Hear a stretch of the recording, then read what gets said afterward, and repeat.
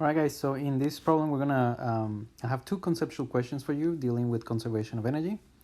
And if we have time, we're gonna talk about also spring, like Hooke's law and conservation of energy when there's a spring in the system. So let's start with this conceptual question here. So we have a pendulum. So there's a bob attached to a string, and we're gonna release that pendulum height h sub I from some reference level. So that pendulum is going to move in a circle. It's going to swing down. But when the pendulum gets to the bottom, notice that there is a peg there, some obstacle. And when the string touches that, it's not going to be able to continue to move to the right. So from that point on, the pendulum is now going to move in a different circle with a smaller radius. So the pendulum continues to swing up, following a different circle. And the question is, when the pendulum finally stops on the other side, it stops at a height h sub f above some reference level. So the question is, how is the final height compared to the initial height? Is the final height bigger than the initial height? If the final height less than the initial height, then choose number 2, option number 2. Option number 3 is the final height equals the initial height. So one thing that you should keep in mind before answering the question is that the peg that we have here is closer to the top than to the bottom. I'm clarifying this because if the peg was down here, it's possible that what the pendulum would do is that it would wrap around that peg, and then our question would not make a lot of sense. So we're going to assume that that the peg is up there, so the pendulum doesn't really wrap around the peg. It doesn't go all the way around the peg. It's going to stop before doing a complete circle around the peg. So thinking of that or considering that, and while we learn about conservation of energy, figure out how the final height is related to the initial height. So think about it, pause the video, and answer the question. All right, so the answer is that the final height is equal to the initial height. So why is that? Why is the pendulum bob going to stop exactly at the same height that it started from? Well, this is related to the fact that the tension, which is the only other force acting on the system, the only other, apart from gravity, it's the only force acting on the pendulum bob. The tension in the string is a force that is always perpendicular to the velocity, to the trajectory, to the motion of the object. You can look at the picture of the tension and the velocity at different times, and you'll see that the velocity and the tension are always perpendicular. The pendulum is always moving in a direction that is perpendicular to the tension on the string, right? That's based on the fact that the motion is always circular. So if the tension is always perpendicular to the velocity, we learned in a previous video that means that the tension cannot affect the energy of the pendulum bob. So the energy, the mechanical energy of the pendulum bob is going to be conserved. And if the energy before has to match the energy after, E initial equals E final, well, the initial energy is just gravitational potential energy, mg h initial. And the final energy is, again, gravitational potential energy, mg h final. Since those two need to match each other, there's no other possibility than the heights must be equal to each other, which is something that was also discussed in a previous video. So even though the peg is there and it changes the motion of the pendulum bob, it changes the motion, but it doesn't change the energy. So the final height must be equal to the initial height.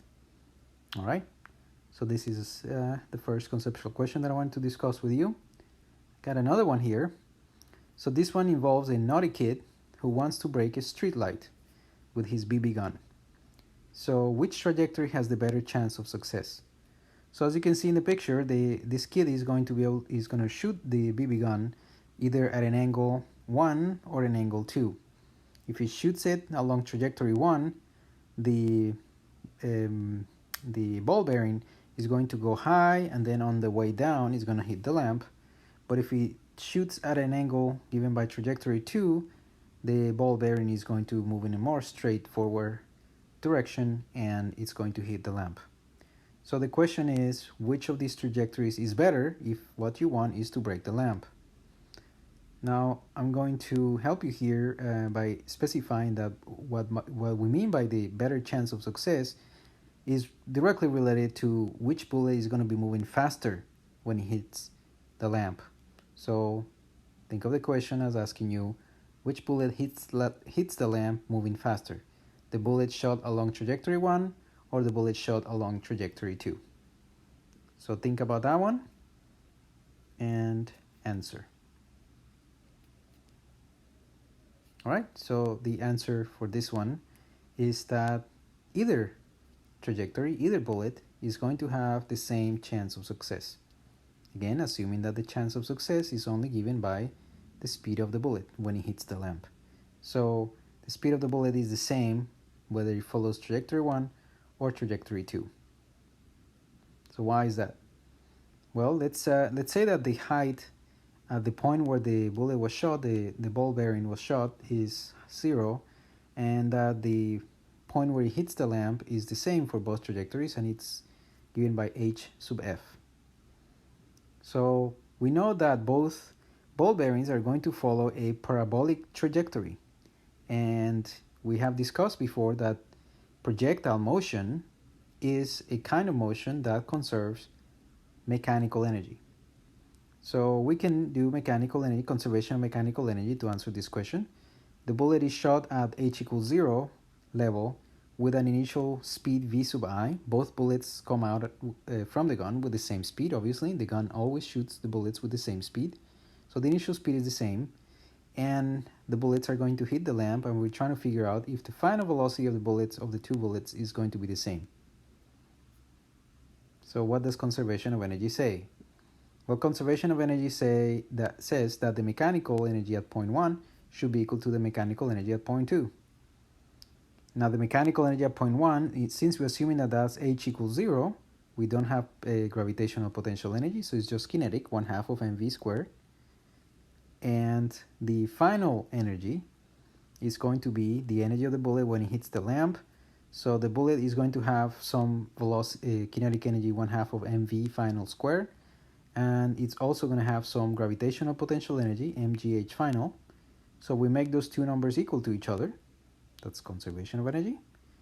And the equation that we have says 1/2 of mv initial squared minus mgh final equals 1/2 of mv final squared. So due to that, notice that we moved this to the left-hand side to leave the vf alone on the right-hand side of the equation. So we can solve for the final speed of the bullets. The final speed is the square root of the initial speed squared minus 2gh final. So this equation tells you that either trajectory 1 or 2 gives you the same answer, because both trajectories started with the same speed. V initial is the same for bullet 1 and bullet 2. They were shot from the same gun. And both bullets, we're assuming that, are hitting the lamp at the same height. So there's nothing that could make a difference in the final speed of the bullets. So the answer must be that both bullets have the same chance of success in breaking the lamp.